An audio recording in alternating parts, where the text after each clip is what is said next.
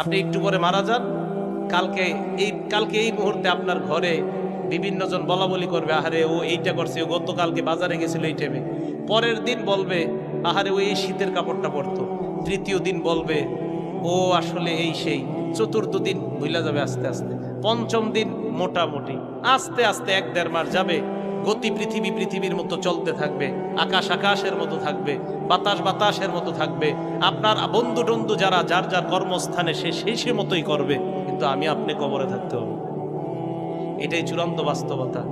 ইমানদারকে যখন বলবে আমি ইমানদারকে সত্যায়ন করলাম, আমার ইমানদার বান্দা যা বলছে সত্য কথা, এই কথা বলার পর আল্লাহ বলেন আফরিশুহু মিনাল জান্নাহ, আমার ইমানদার বান্দাকে কবরের মধ্যে দুনিয়ার মানুষ 3টা পাতলা কাপড় দিয়ে পাঠাইছে।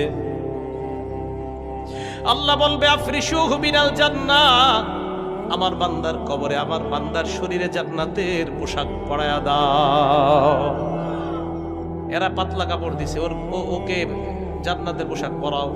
আফরিশুহু মিনাল জান্নাহ, তার কবরে জান্নাতের বিছানা বিছায়া দাও। ওয়ালবিসুহু মিনাল জান্নাহ ওয়াফতাহু লাহু বাবান ইলাল জান্নাহ। দেখেন কি কয়, ইমানদার বান্দার কবর থেকে জান্নাত পর্যন্ত একটা দরজা খুলে দাও, জান্নাত থেকে যেন ইমানদার বান্দা জান্নাতের নিয়ামতগুলা দেখতে পায়। হাদিসে কি আসছে দেখেন, বান্দা জান্নাতের দিকে তাকায়, তাকানোর পর যখন দেখবে হুর গেলমানরা নাচানাচি করে, বান্দার মন চাইবে স্পর্শ করার জন্য। আল্লাহ বলবে থাম থাম, নাম কানাউমাতিল আরুস, বাসর রাতের দুলার মতো ঘুমিয়ে যা। লা ইউকিজুহু ইল্লা আহাব্বা আহলিহি, যাকে তার প্রিয়তমা ছাড়া অন্য কেউ ডাক দেয় না।